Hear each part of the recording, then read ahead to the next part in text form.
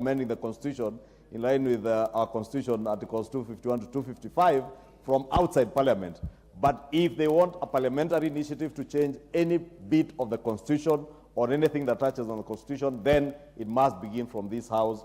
Honorable Speaker, anything touching or even on statutes, that can only be changed in line with our Constitution by Parliament, either here or Senate, depending on what that particular recommendation would be. And therefore, Honorable Speaker, I will pick it up with the Minister for Education to ensure that no recommendation from the Working Party that touches on statute or on the Constitution that is implemented without requisite changes to the laws. And that, Honorable Speaker, allow me to follow it up with the Minister to make sure that he does give a statement on what he is doing in line with all the recommendations, so that if there are recommendations that touch on changes in the law, then he must be able to work together with the Departmental Committee on Education to bring those changes to law. If there are any that touches on the Constitution, I am certain the Jailer Committee is also more than willing to assist. Thank you, Honorable Speaker. Thank you, Majority Leader. You will do even better. Majority Leader, you will have to engage the Minister, and I'll direct you to bring a comprehensive statement to that issue. Tuesday, a week today, not next Tuesday, the other Tuesday. You bring a comprehensive statement, and nobody, and I repeat, nobody, no Minister of Government can purport to make law or do things that appear to be interpreted that they have made law, because they have no capacity to make any law. Yes. Robert Mbui.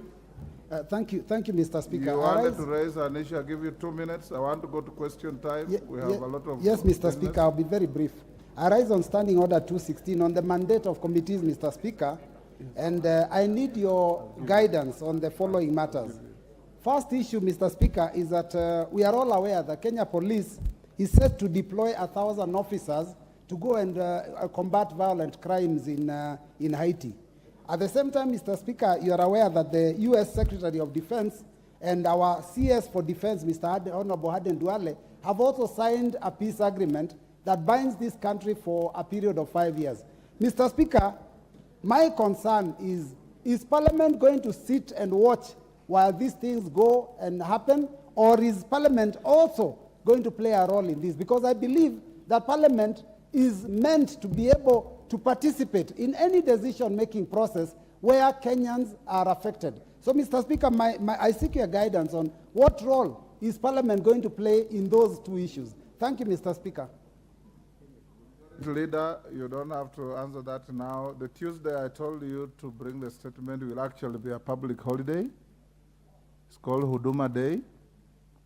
So you will bring your statement on Wednesday, which will be the 11th of next month.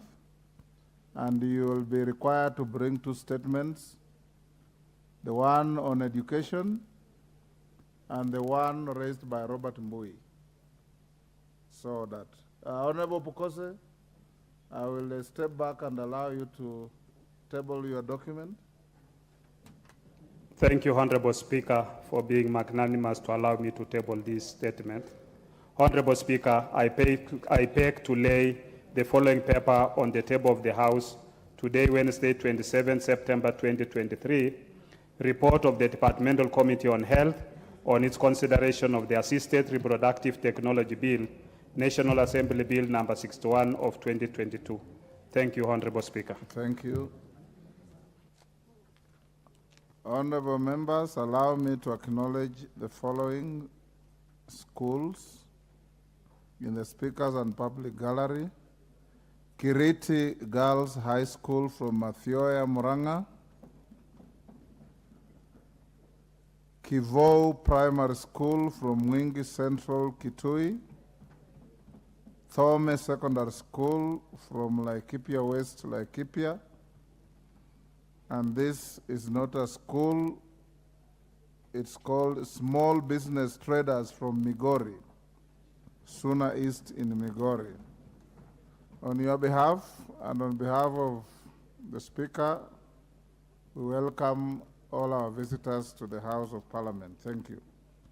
Now we'll go to question time. Members, today I want us to take not more than 1 hour on questions. So we'll proceed as follows with the Cabinet Secretary for National Treasury and Economic Planning. The questioner will ask the question. The Minister will answer. Supplementary will go to the questioner. And there will be only one, and I mean only one, joyrider. Only one to each question. So, Minister, you are in the chamber now. I'll call out the first question. Question number 010 of 2023. Minister, combine that question with question number 297 of 2023. So I'll invite the member for Turkana South to ask his question and the member for Nzoia to ask his question. The two questions are related, then they will be answered together. Member for Turkana South. Thank you, Honorable Speaker, Ariko. for this opportunity to ask a question. Question by private notice. Question number 010/2023. Could the Cabinet Secretary, 1, explain the circumstances under which 2 revenue service assistants recently recruited by Kenya Revenue Authority were unfairly dismissed? That is Mr. Moran Ekaran of ID number 34333-532, dismissed on 22nd July 2023 after 3 days of training, and Mr. Jacob Nakali Etiri of ID number 40343341, dismissed on 15th August 2023 after 8 weeks of training. Second question, clarify whether the necessary procedures of dismissals were followed, including adherence to Article 27 of the Constitution. 3, state when the 2 revenue service assistants will be recalled to resume training or be deployed. Thank you, Honorable Speaker. Edwin Mugo. Edwin Mugo, Minister, you'll combine those two, they are related. Yeah. Edwin Mugo. Yes, thank you very much, Mr. Speaker. My question to the Cabinet Secretary, number 1, could the Cabinet Secretary explain why the Kenya Revenue Authority revenue assistance recruitment exercise has been interfered with? Why is the recruitment and training exercise being handed over or was being handed over to the military, noting that the process ought to have been under the Kenya Revenue Authority? Why should the recruits for the revenue collection body undergo paramilitary training? Does it mean we should let this the qualified, performance-driven, highly motivated individuals who are supposed to fill this revenue assistant position were not considered despite successfully filling the aptitude test? In Nzoia constituency, for example, hundreds of individuals who applied for the position were not. Honorable Mugo, that is not the question on the order paper. You are reading your own things. Yeah. Mr. Speaker, the question is on the order paper, and I want you to read it as is printed. You seem to be debating the question instead of asking the question. Do you have the order paper? You don't have the order paper? No, I had Mr. Speaker, I had printed the question. What you framed is not necessarily what is on the order paper. They are edited to make sense by the clerks. Yeah, thank you, Mr. Speaker. Now, well guided, Mr. Speaker.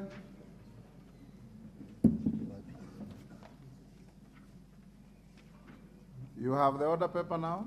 Yes, yes, Mr. Speaker. Okay, go ahead and ask the question.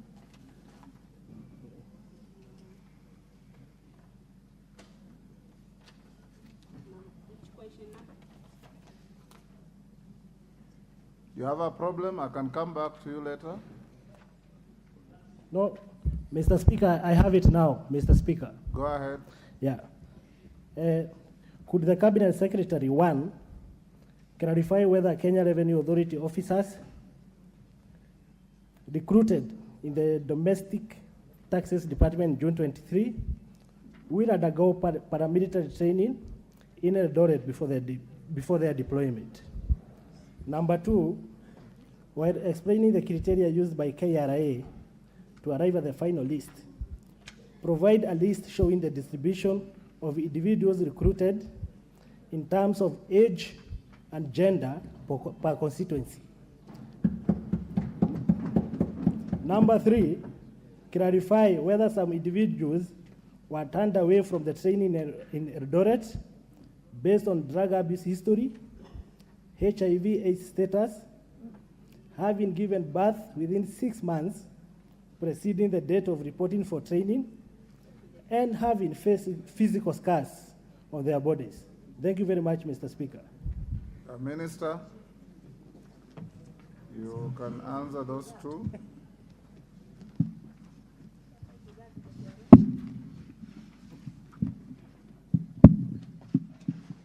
And avoid making lofty statements, just answer the questions. Thank you, Mr. Speaker. Honorable Speaker, let me say that in my response to the questions and the detailed answers that are provided, the rest of the questions are combined in question 11 from my detailed responses. The first question in response, Mr. Honorable Speaker, the Kenya Revenue Authority recruited 1,406 revenue service assistants who have been undergoing training at the Recruits Training School in Eldoret since 20th June 2023, and they graduated on the 25th August 2023. And the role of the revenue assistant officers is purely intelligence gathering and management to detect, deter, and stem tax evasion. So it is a field, it's a work that is related to field work, and it requires physical fitness and alertness, and for swift and tactical skills. Hence, the Revenue Service Assistance Program had a dimension of paramilitary training for effective policing interventions against VAT and excise tax leakages. This is the first time the authority has undertaken such a program, and hence it collaborated with the National Defense Forces to successfully roll out the program. In this regard, the authority complied with the requirements set out by paramilitary trainers and for health and safety of the recruits themselves. Part of the requirements was medical assessment to ascertain if the trainees were fit for the rigorous paramilitary training. Upon medical assessment, any candidate found not fit for the training was therefore not enrolled for the training. In this regard, Honorable Speaker, only 2 that have been referred to were found unfit. One was for health reasons, and the second one was actually falsely providing police clearance certificates. I've provided the details of even what happened. They were not trained for the 3 days. They were actually not even trained because they did not undergo the process, Honorable Speaker, sir. On question, the next question is found on number 11 from my list, and it relates to, let me get it, thank you. It relates to why they are undergoing paramilitary training. Yes, I have it. I have it, sir. It relates to, in the response, Honorable Speaker, the revenue service assistants were being trained on technical skills, VAT and exercise, and also paramilitary training for fitness and alertness. A total of 1406 recruits were sent to KDF recruit training school in Eldoret, and for the 2 months training before their deployment. And while they were there, the targets for the citizens was in the age category of 18 and 35 years of age, with a minimum of grade D+ in KSC or even IGSC. The selection was guided by inclusive recruitment framework in line with 2019 National Bureau of Statistics KNBS census, and in consideration of gender balance, ethnic representation, disability status, in accordance of the nature of disability in view of the job requirements, minority and marginalized communities, constituency representation, and the distribution of the recruited personnel, RSA as we call them, revenue service assistants, in terms of consistency and gender, and even representation is attached in an annex. But in summary, I have on page 30, table 1 on age representation. We have between 18 and 20 years is about 7.8% or 110 recruits. 21 to 25 years, we have 500 recruits, which is about 39.12% of the total sample. 26 to 30 years, there were 542, which is equivalent to 38.35% of the sample, and that 1 to 35 years is 204, which is equivalent to 14.5% of the sample. Honorable Speaker, the Revenue Service Assistance Program had a military training element, and this was the first time the authority, the Kenya Revenue Authority, undertook such a program, hence the need to collaborate with the National Defense Forces to successfully roll out the program. The rationale for the prescribed paramilitary training was as follows. We needed to help those recruits maintain training readiness and reduce potential risks, protect health and safety for the recruits, and mitigate the uncertainty on managing complications and even special cases. And the following categories of diseases were actually registered, as has been said in the question. But the most important thing is that the KRA complied with the training requirements set by KDF and the paramilitary training, and the outcome of medical assessment was what was observed clearly. Thank you.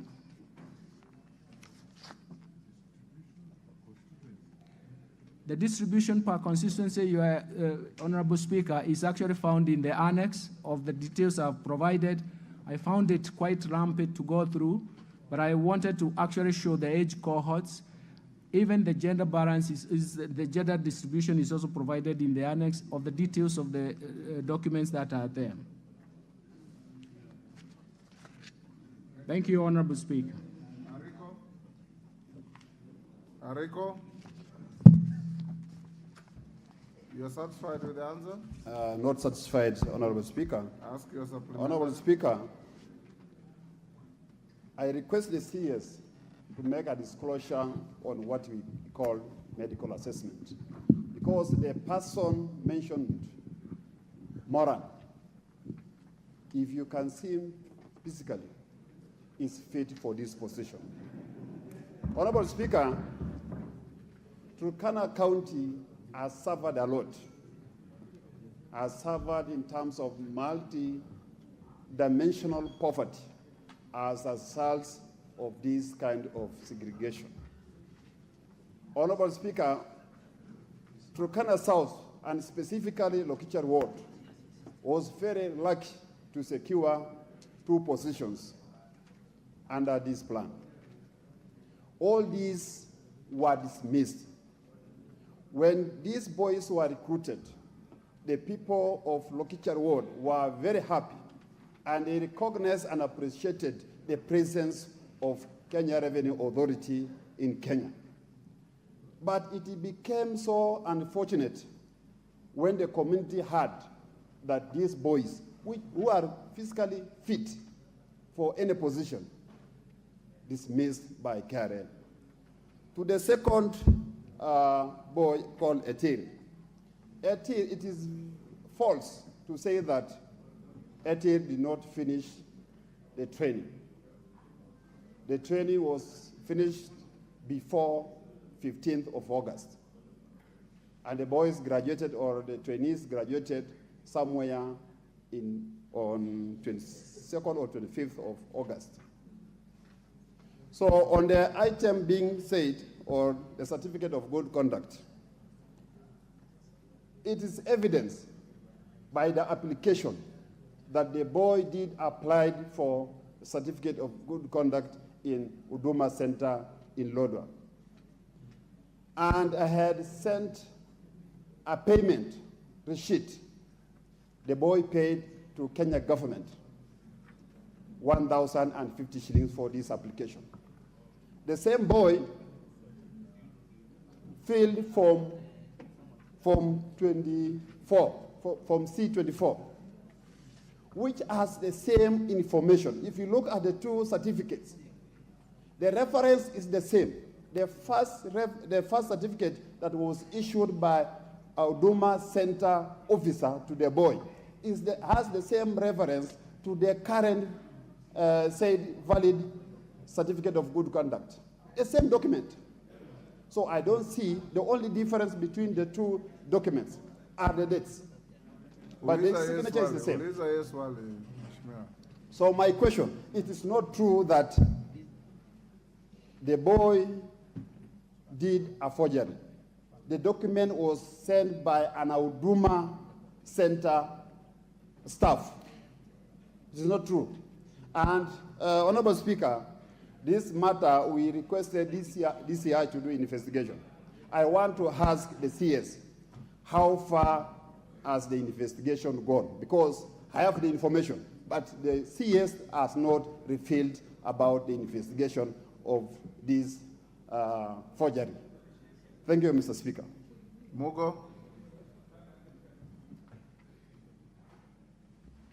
Yeah, thank you very much, Honorable Speaker. While I'm partly satisfied, partly satisfied by the response from the CS, because he said that this is the first in-kind of recruitment where the military and KRA were working together. But, Mr. Speaker, Article 27(4) of the Constitution states that employees shall not be discriminated against directly or indirectly on grounds of race, sex, pregnancy, language, and many others. And many others, I thought maybe it was the issue of medical. Maybe in future, when they are issuing the job advert, they should state clearly that if somebody knows that they are sick, then they should not apply for some of these jobs. So, Mr. Speaker, probably this was the first in kind of training, but I would hope that this can be improved in future. Thank you very much, Mr. Speaker. Thank you, Minister. Mr. Honorable Muga has just complimented you, so you don't need to go to that. Answer the allegations of Ariko. Thank you, Honorable Speaker. Certificate of good conduct was not a forgery. Thank you, Honorable Speaker. Let me start with the first one. And my response, I want to go into the detailed response. Mr. Moran Kenson Ekaran, the holder of ID number 34333532, was invited for a non-boarding assessment at Recruit Training School, Eldoret, and presented himself for the assessment on the 20th June. Upon conclusion of the assessment, Mr. Ekran was not cleared to undertake the training as he was found unfit to undergo the Revenue Service Assistant Training Program. Mr. Ekran returned on 22nd June 2023, where he was again not onboarded on the basis of the 20th June 2023 medical assessment by the KDF medical doctor. Mr. Ekran was therefore not offered to train as an RSA as he did not succeed in the medical assessment. The allegation that he was dismissed after 3 days of training is therefore not true, but also, Honorable Speaker, we rely on the opinion from the expert. If we further follow up, we will do that. On Mr. Jacob Nakari Etil, ID number 403-43341, dismissed on 15th of August 2023 after 8 weeks of training. The response to this is that the offer to train as a revenue assistant given to the RSAs was subject to successful onboarding, assessment, and subsequent background check, among other conditions. Mr. Jacob Etil, who has been successfully onboarded for the training, was upon conclusion of the background check found to have provided false information regarding the police clearance certificate, which was submitted as part of the required documents. And following a report dated 26 July 2023, reference number DCI/CRO/CEC/6/7/2/A/Forium X11, that is 13/33, by the Directorate of Criminal Investigations, that the police clearance certificate submitted by Mr. Etil was not genuine. The authority invoked the provision of clause 5 of the offer letter on requirement of satisfactory background checks to terminate the offer of Mr. Etil to train as a revenue service assistant. The termination is in line with clause 6.1.2.1.4 of the KRA Code of Conduct, which classified giving false information as gross misconduct. Honorable Speaker, I would follow up with what Honorable Member has said with further investigations, but I think it will be related to the report by DCI that was provided. Thank you. Thank you, sir. Thank you. Question 215 of 2023 by Honorable Opio Wandai.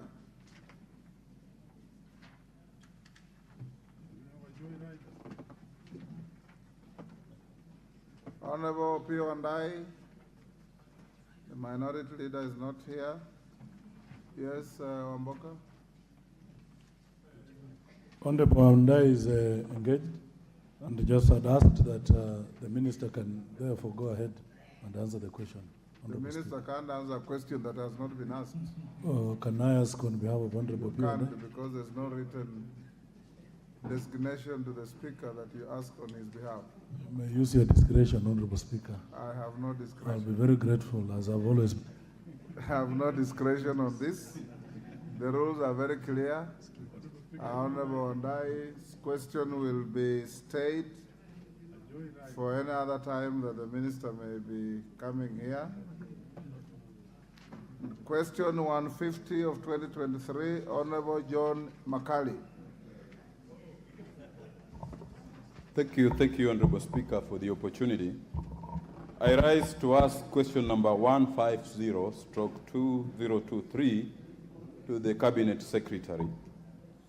Could the Cabinet Secretary clarify whether the government has ever released the sum of Kenya shillings 21,782,366,530 and a further Kenya shillings 908,878,470 towards restructuring of Nzoia Sugar Company Limited as per the recommendations of the sessional paper number 12 of 2012 adopted by the National Assembly on the 9th January 2013. 2, if in the affirmative, provide any evidence indicating when the funds were released and any annual write-offs. 3, provide details of the current annual status of the balance sheet of Nzoia Sugar Company Limited. Thank you, Honorable Speaker. Minister.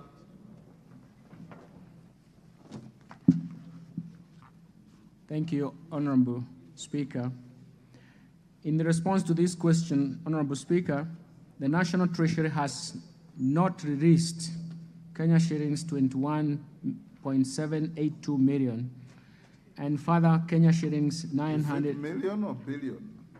What I see Sorry, here is billion. Thank you, Honorable Speaker. The National Treasury has not released Kenya shillings 21.782 billion and further Kenya shillings 908.88 million towards restructuring of the balance sheet of Nzoia Sugar Company as per the sessional paper number 12 of 2012. The funds were never appropriated after the change of government administration in March 2013. No funds were released for the second question, and no rights were made. In that question, in response, what appears to have happened, I have provided a table which shows the statement of the financial position as of June 2023. We see that the assets are 9.18 billion. The current non-current assets, current assets are 1.49 billion, and total assets are 10.6 billion. These are financed by capital reserves, which is negative to the tune of 55.73 billion, and the liabilities are current liabilities are 4.38 billion, current liabilities 62.02 billion, and total liabilities are actually 66.41 billion, and the liabilities and capital are 10.67 billion. What I have attached, Mr. Honorable Speaker, are the latest audited financial statements from 30th June 2022 in Annex 1, Appendix 1, and the fourth quarter 2022-2023 financial statements, the report that is provided in Appendix 2. Thank you, Mr. Speaker. John Makali, you have any supplementary question? Speaker. Go ahead. Honorable Speaker, I am not satisfied with the response by the Cabinet Secretary for 3 reasons. One, this was a resolution of the House of this National Assembly to write off those debts. Those debts were not written off, and every time we go to the villages, we keep on asking, why were those debts not written off? The Cabinet Secretary has not explained the circumstances under